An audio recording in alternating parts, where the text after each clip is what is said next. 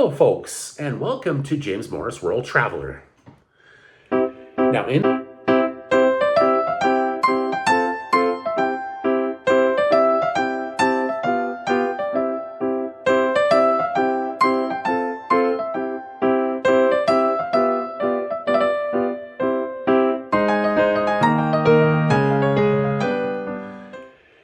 this video review, I want to talk about something I've been to once before called Jack the Ripper Tour. Now, so I took this tour on May 28th, 2024. This was the second time I took this tour, and I was really excited to take this tour. Now, I will put up the tour website up here somewhere so that you can know which tour I'm talking about. Now, like I said, I was hoping to get the same guy as I did last year when I took this tour, but unfortunately I ended up getting a person by the name of Angie. Now, with her, the tour was a little bit different than last year. And last year, I had Jeremy. He was phenomenal. Now, I had a previous video. I talked about him being awesome. Showed some videos. So, I had Angie this time. Now, again, like I said, I was hoping to get him again, which unfortunately I was a little bit disappointed that I didn't get him, not her. But, okay, fine, I'll give her a chance, I said to myself. Her tour was okay. We did start in the same alleyway as Jeremy, but farther down from where he was. She mentioned that we can take as many photos as we want of her, but unfortunately, no videos. And I'm like, I wasn't impressed about that either. I'm like, that is sickening. But I understood as well, because some people just don't want videos. Why? Just the way some people are. Such is life, right? After that alleyway, we went to several other locations as well, including Throll Street, Ye Frying Pan building, which still has the emblem at top with the Ye Frying Pan. 10 Bells Pub down, and we went down an old Victorian side street. The former Providence Row Night Shelter, amongst other places. So that wasn't just the few places we were at. We did most of the same places as last year with Jeremy, but with this lady, but a little bit different. Now, she was knowledgeable about Jack the Ripper, the victims, and the investigation, as well as the suspects. As with Jeremy, she did provide us with a wealth of information, right?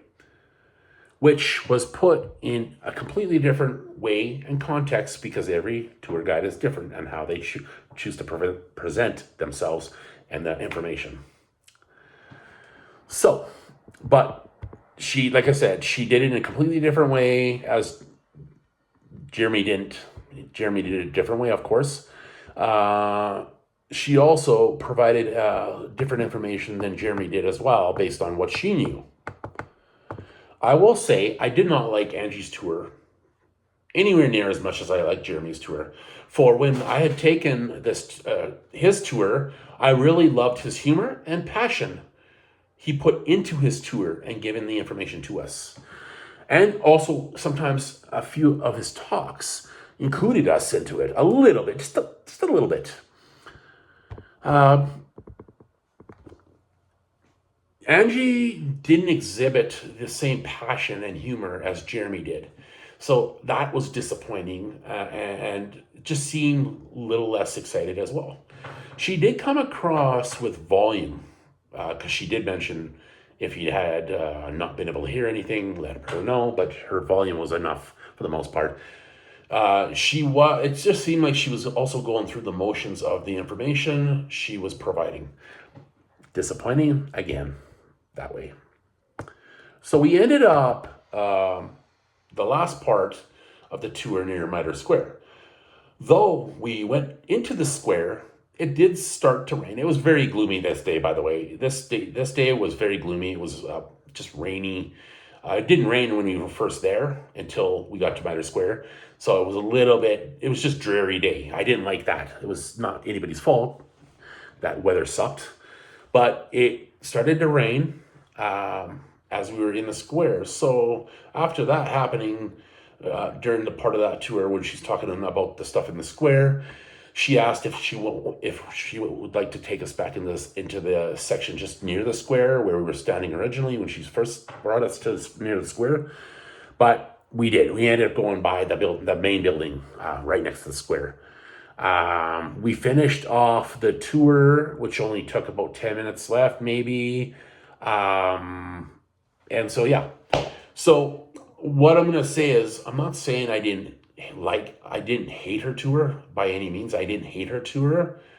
I was just saying that I really didn't like her tour as much as Jeremy. So to say, when I took Jeremy's tour, I got the creme de la creme of tours. So her tour was not even good as comparison to his, because when you get almost top notch, you might as well not even bother to take the tour. That's why I was hoping to get him. But would I take this tour again just to try to get him? And let me tell you something. One last thing.